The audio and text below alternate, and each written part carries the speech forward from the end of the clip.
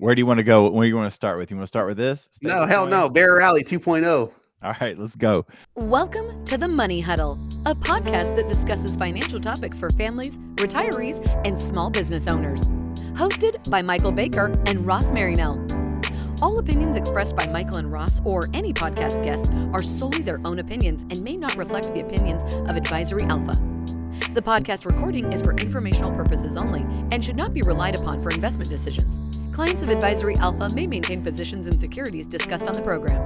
All right, welcome back to the Money Huddle. My name is Michael Baker, and I'm here with Ross Marinell. Ross, are we getting a little bear market bounce right now? It does start to feel like we have entered Bear Market Rally 2.0. Michael, it's good to be with you today. I'm excited. We have a lot of fun stuff to talk about. Awesome things happening right now this week here locally. This is the last day of school for our little ones. So we've got a middle Yes. schooler and an elementary schooler. So they were fired up last night. For all of the retirees, you're on notice.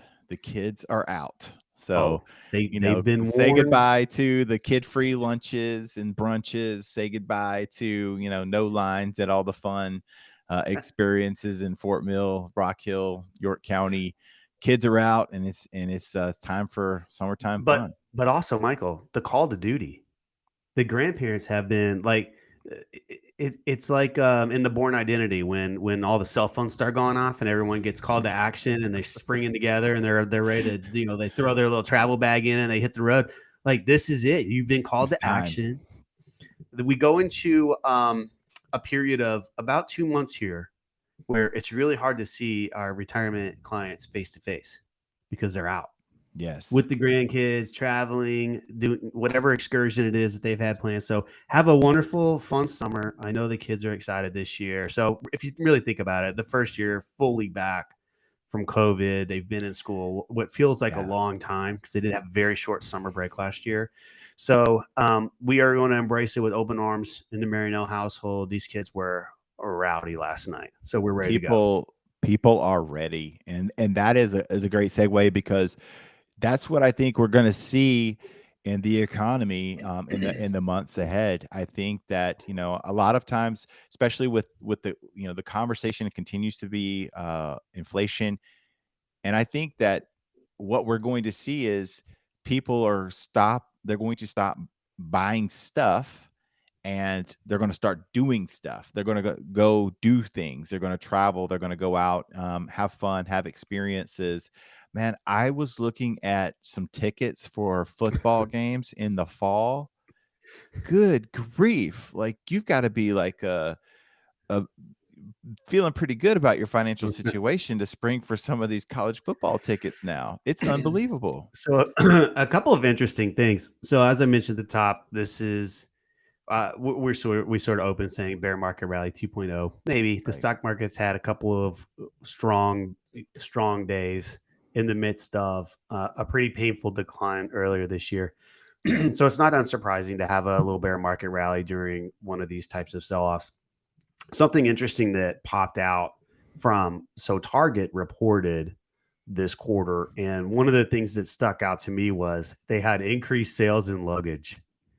Yes. So like luggage sales sort of spiked, and it's just like that warning sign for all the retailers. Hey, people are on the move. They're ready to travel. Airline prices are up. We know there's a combination of demand, but also input costs from fuel being at record highs. But yeah, people are on the move this year. So where should we start, Michael?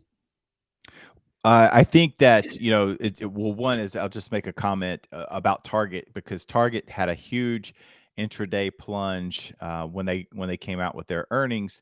And I listened to a little bit of their call, and that was one of the things that they said. It said, like, it wasn't that their sales were bad. It's just they just kind of got caught flat-footed with the change in consumer behavior. So people were still buying things, but they weren't buying the same stuff, and they didn't anticipate the quickness with which people were going to pivot to buying luggage and like the experience type stuff. So that's what I think we're going to see a lot of this summertime, and I'm excited for it. I know your family's going to participate. We're going to participate too in my household. So looking forward to that. But I think where we would start is, if we want to kick things off, Yeah. some good news actually just came out of, and I'm going to read. I'll see if I can pull it up for us. If you are listening on the podcast, you're not going to be able to see this, but what we're showing is an article that came out. I think it came out yesterday with the CBO. The CBO put out a report saying U.S. GDP growth estimates, are going to be boosted a tiny bit, but they believe that inflation has maybe topped and will cool potentially to 2% by 2024. That would be tremendous if we start to see inflation subsiding and allows the Federal Reserve to kind of make sure that they stay on top of things, but not continue and feel like they've got to get over aggressive. I think that's a positive. What do you think, man? So I'm just reading this for the first time as you're popping it up there. I think we're about to see some optimistic headlines coming on inflation. That's sort of been the sense that I've gotten. We've been talking about the Fed pushing a pretty dire narrative for the last 6 months, right, that they've wanted to warn and prepare the market. They have a long runway to get their policy initiative in place. They've been using, it's been the bombardment of Fed speakers every week. It just seems incessant talking about how dire things are. And then all of a sudden it starts to curl. Where do you think that that's been somewhat of a strategy to basically scare people and kind of use some rhetoric to, impact the wealth effect a little bit and make people maybe pull back some on their spending? Well, I think it's certainly sounding the alarm bells that there's trouble ahead and trying to get the appropriate action in the market. So we initially saw interest rates have been on the rise for the last, really 6 months plus. But interest rates have started to cool a little bit. So we've seen the 10-year, it crested 3%, but it's already kind of drifted back down in the 2.75% range. I think that's a very healthy 10-year yield. That's kind of, if we can kind of hover in that 2.5 to 3.5% 10-year yield range, right, then I think that's a healthy place to be. We got down very, very low during the COVID era where we thought and had a podcast talking about, are we going to have negative interest rates? Well, that would not be healthy long term. And so we've sort of repaired the yield market a little bit. And with the multiples compression has happened. So we've seen stocks come down in price enough that the hardest hit stocks probably deserved it the most. You had bad earnings, you had bad guidance, you got hammered in your stock price. We saw Snap go through that earlier this week, sent the entire market in a tailspin for a day. Look, they lost 40% of their value. That's what you have bad guidance. That's what you get. And I think that's a healthy market. There's price discovery. Fundamentals don't matter until they do. And now they do. And right, the businesses that make money and have earnings are getting rewarded. And those that have mismanaged and misallocated capital are getting annihilated. And from my perspective, I think that's a healthy market. That's what should be happening. Things got too elevated during the COVID rebound where stock prices got dislocated from reality. That has changed. It's come back down.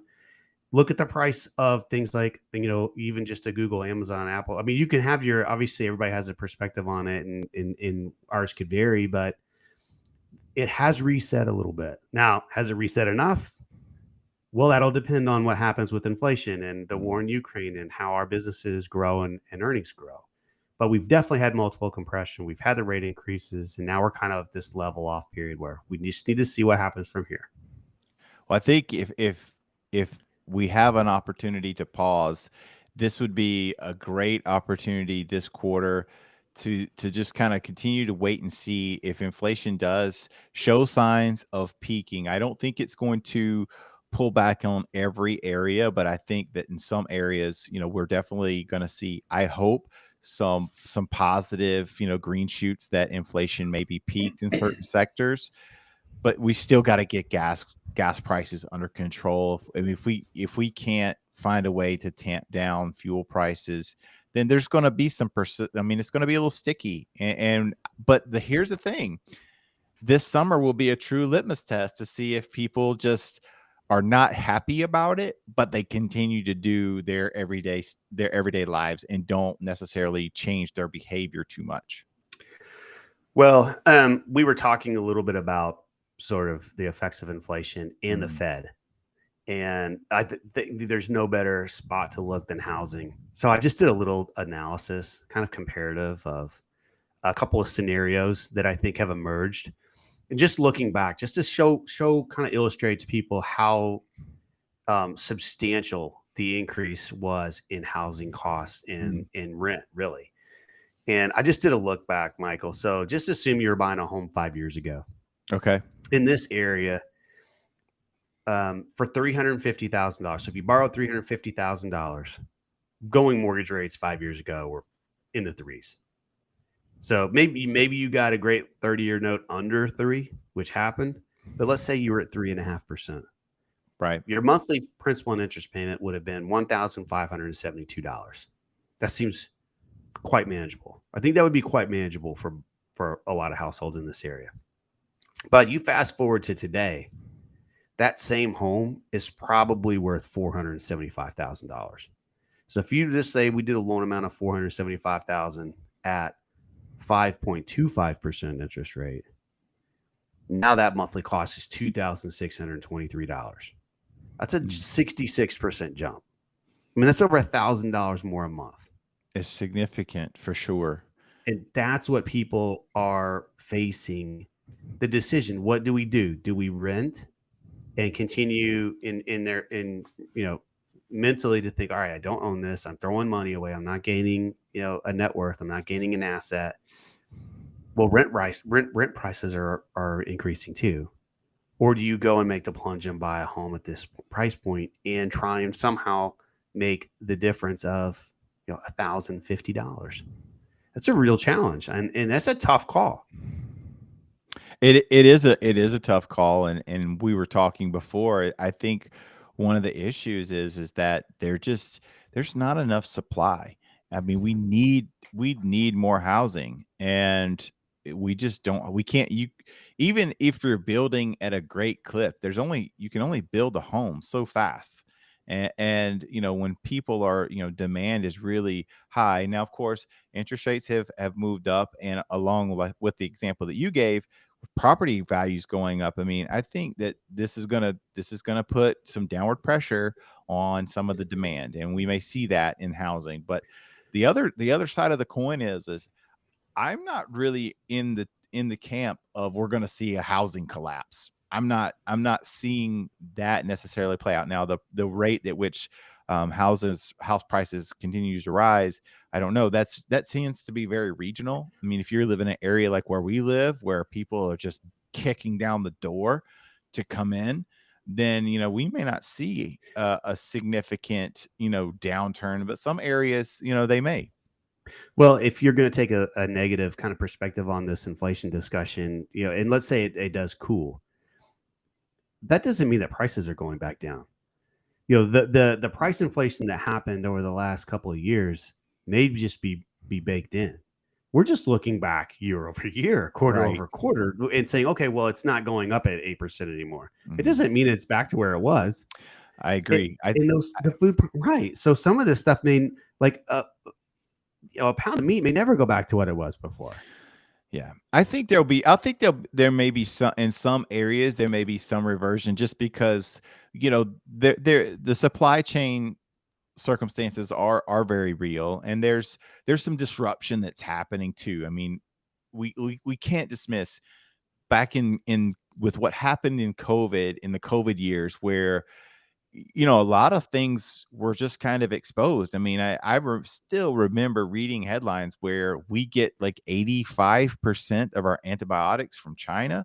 And I thought, well, what if China just decides to do what they've just done and lock down, and we're not sending anything out of the country? Well, one of the largest, nations on earth can't get antibiotics.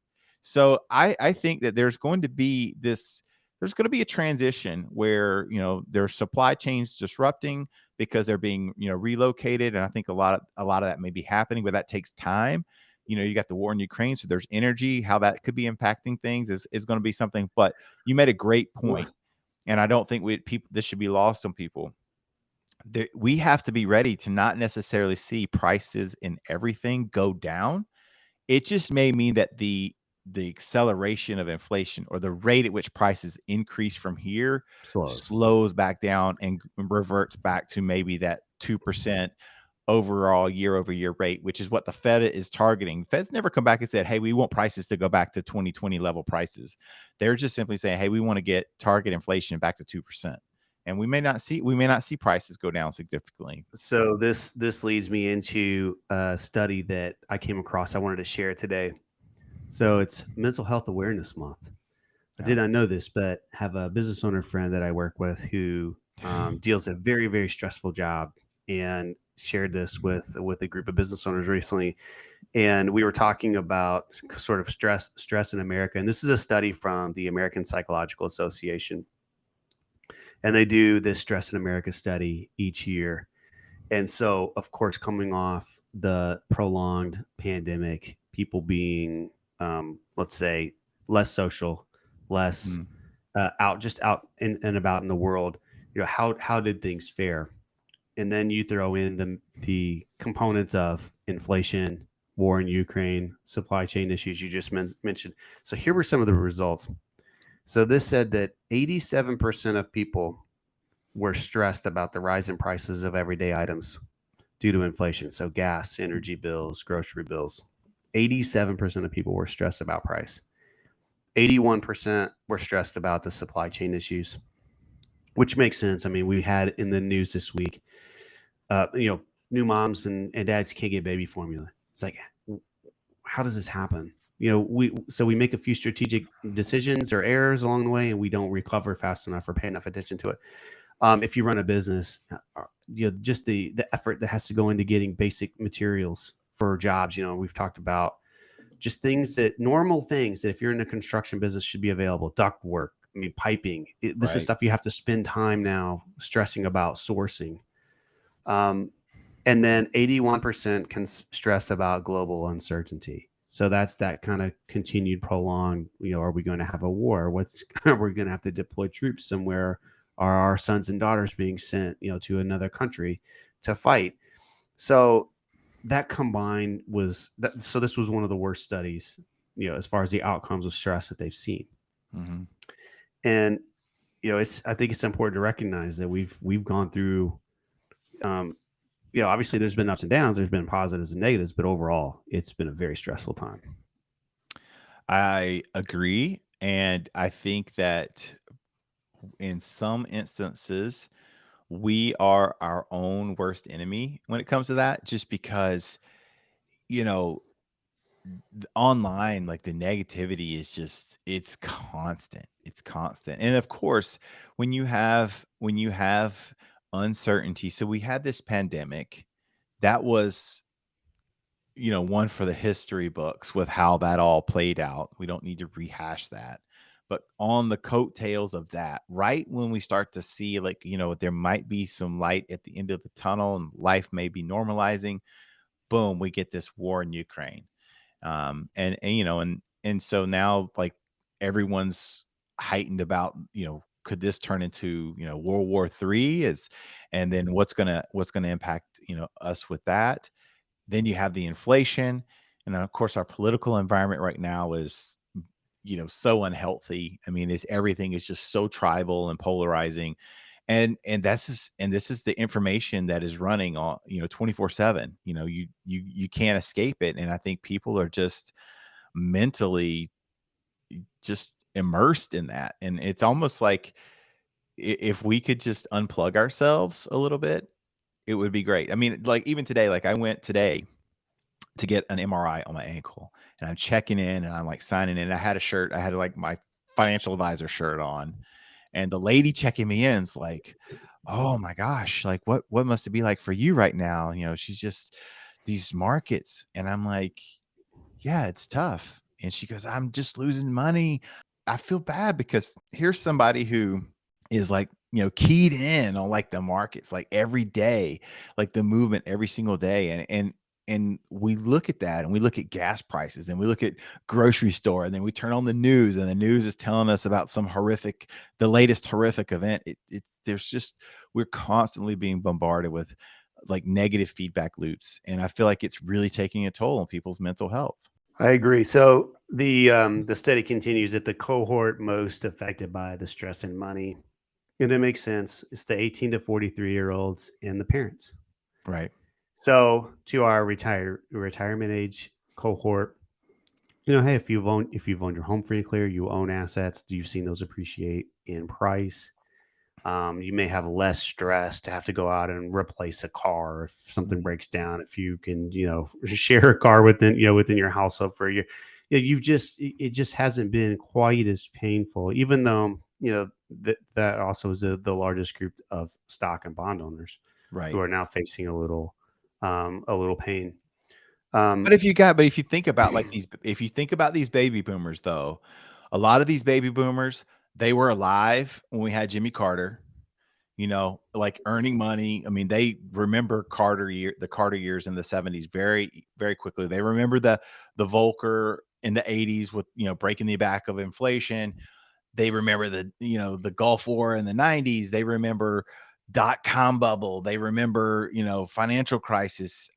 It's you know, they've got some street cred at this point. I mean, right, if you've been through all of those things and you've seen the resilience of markets, yes, going through right. them, living through them is When never you fun. had a mortgage loan at 13 or 17%. Right. Right. Yeah, you've definitely weathered many storms like this. Well, it's just for that younger cohort. It's just so painful Yeah. because they finally, for the first time, right? They're getting some labor wage gains in there. We talked about the Great Resignation and people shifting Yeah. jobs to find themselves a better work life, and they're getting a little bit more income, and then it's just all going out the other door for inflation and higher prices. And it's like, how do can you buy a car? Is there a car available? Where do Yeah. you're seeing your rent go up 25%, which is some of the stories that I've heard is, these aren't small rent increases for some people. It's like Right. a big leap. And so what a stressful time. It One is. more thing, one more thing with that younger group, if I can just throw this out there. Yeah, This go is a for it. little off topic, but it's just kind of like what's happening is just, we may be seeing like a big change unfold here. But there was another study I came across. This was from the National Student Clearinghouse Research Center. Okay. This is their spring 2022 current term enrollment estimates for college enrollment. Michael, listen to this. Enrollment declines continued to worsen this spring. Total post secondary enrollment fell 4.1%, following a 3.5% drop last spring. Mm. Post secondary institutions have lost nearly 1.3 million students since spring of 2020. Wow. That's pretty big. Wow. I mean, That's well, I should say that seems big, to me. I mean, a I mean, 9.4% drop over 2 years. I think we talked about that before in, another show where, you know, I think people are starting to get wind of I don't want to say scam, but the burden that student loans place on somebody. And, for so long, the marketing departments of these colleges and universities have really had their day in the sun because people were just, I got to go to college, I got to go to college, I got to go to college. And some of the best paying jobs out there are these, trades where if you are willing to be teachable, go in and learn a skill that you can get started working very early, even while a lot of your peers may be even still in college, and start making great money. And, hopefully there are more people like latching on to that because college isn't for everybody. I mean, there's some vocations that definitely need it, but Right. in some cases it's, maybe it's better to like, get a 2-year degree or go to community college and figure out what you want to do with life before signing on the dotted line for one of those student loans. Definitely think there's increased interest in trades. The trade groups had National Signing Day this past Mhm. week, so doing a little publicity where they're That's actually cool. it's kind of Yeah, that's cool. It's actually like, pretty hey, I'm going cool. to go Yeah. into this trade. I definitely think there's less desire to borrow significant student loan debt. And Yeah. I think the change could be for those that continue to go to college and follow that path is, well, they may see higher acceptance rates because the colleges are going to be scrambling to fill freshman class. You would expect and hope that it would trim cost. that these colleges and universities would wrap their head around their administrative costs and just the cost it takes to run the school for a year. Because if you're going to have fewer students, you're going to have less revenue. You need to make it work, just like any other business in the world. Right. If your demand is down, figure out a way to make it work. And so maybe we will finally see some changes in the college costs trajectory, because it's just been a steady up and to the right line as well. Well, to me, like, and that's to me, that's the missing component. Whenever I see people talking about student loans and like for student loan forgiveness is like the broad term, but the whole enchilada with student loan forgiveness, all these things, the one component for me that is missing is how are you going to attack the root cause of the problem, not the symptom. The student loans, like what we have outstanding, and people being able to borrow more money than they could actually repay given their career path. To me, it's like that's bad, but we got to address the other side of the issue, and that's the administrative bloat. That's all this other stuff that goes on that makes it where it's so Right. incredibly expensive to go to these schools. Right. Yes, I mean Alabama has a world class student workout Yeah. facility. It's like these poor kids, these poor Alabama grads, are leaving this the most impressive training facility in the world, going to an NFL training facility. Go, wait a second, what I know. happened? I've downgraded my They environment. leave Alabama and go play for the Panthers, and they're Go like, work. "What are you You, doing?" when you go work for a billionaire and your work environment is less impressive, there's a disconnect somewhere. It's You're a like, "I problem. was better in college. I was getting, now these college kids can get paid playing sports." They are. Um, So last topic I had, and I'll just throw this okay, out there. sure. I was kind of reading through Morgan Housel's Psychology of Money. It's such a good book. It's a good book. I, and he's got so many great quotes and ways that he frames financial topics. But I thought this was important. So here's his quote. He says, "Less ego, more wealth. Saving money is the gap between your ego and your income, and wealth is what you don't see." To me, we've all kind of gone through a mental hurdle over the last couple of years of going from the fears of pandemic and loss of life to stimulus checks and PPP loans and rent moratoriums and student loan payment moratoriums and wage increases and job availabilities to now, in the face of the backlash, right? The boomerang has swung back, and now we're dealing with inflation related issues. Can businesses get materials? We're seeing costs go up. We're also seeing the warning signs of layoffs. We don't know what will happen yet, but we've seen through earnings reports this year, Target talking about being overstaffed, Amazon's renting 10 million square feet of warehouse space because the demand is starting to slow a little bit for some of the goods. Walmart mentioned again potential staffing layoffs. It's just important to remember we don't want lifestyle creep to get a hold of us. Meaning, as your income increases and grows, to try and level off your expenses, save, grow. Right, wealth is what we don't spend. And I say this, in relation to some of the businesses we've seen misallocate capital dramatically, to colleges that have let administrative bloat take over, to our households where we don't all need to buy a pool. We don't all need to drive a $90,000 truck. It's okay to just let money build and grow in the event that we see more trouble ahead over the next 6 months to a year.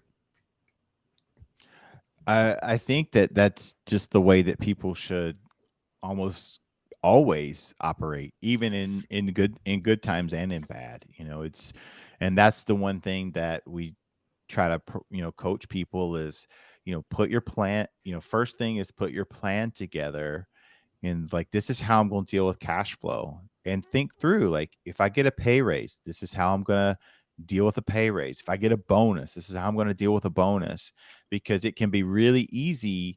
In fact, I would say, dare I say, almost intuitive, that just we do a plan one time, and then as we continue to, grow our earnings potential and make more money, we never revisit that and adjust our plan for, the increases that we've been able to have either through, through salary or through business, getting better, or bonuses. And it's like, you know, you have to try to find a balance between enjoying and experiencing the fruits of your labor, but at the same time being diligent about saving for the future and your future self. And that's tough. And emotionally, like psychologically, most people are not wired to do that naturally. You have to like create a plan and be diligent about, creating those disciplines and habits that are going to enable you to do that over time. Well, we will see if bear market rally 2.0 actually materializes. Maybe we have a little summertime bounce. I definitely feel like we've seen some market compression, multiples compress, and hopefully we have some bigger times ahead. Michael, I'll leave you with this. I'm kind of afraid of bears. You are? I don't like bears, man. Nobody likes them. We're sitting here in the Carolinas, like you go left, you get bears. You go right, you get beach. Man, I'm going beach every time. Yeah. Well, of course, if we could do that, but you know what I mean, the bears are, at least the bears here in the Carolinas, I mean, are friendly bears. They're not grizzly bears. I wouldn't call them friendly bears, but they're not grizzly bears. That's the problem, man. They're too nosy too. They're hungry and they're nosy, and they're not afraid of me. They just want your trash. They don't want your trash. They don't want you per se. They just want your trash. Like I will stay, I'm, Alaska, Montana, where the grizzly bears are. No, I'm good. Right. Yeah, I know. Well, I'll stick to the beach. I'll just keep going further east. Well, for everybody, thank you for, tuning in and listening to us chop it up. Just remember, we're here. If you got thoughts or questions about your financial plan, or if you haven't created a financial plan, don't hesitate to reach out to our team. But at the same time, try to, protect yourself, your mental health from all of the negativity that's coming out, all the negativity that's constantly being broadcast to the financial media. I told the lady today if you remember in the show, I said I had an MRI. What I told her when she asked me, I said, you know what? It feels worse than it is. Mm-hmm. And that's most of the time. That's the case. It feels worse than it really is. So take that with you. Hope you have a great weekend, great Memorial Day, and we will talk to you next time.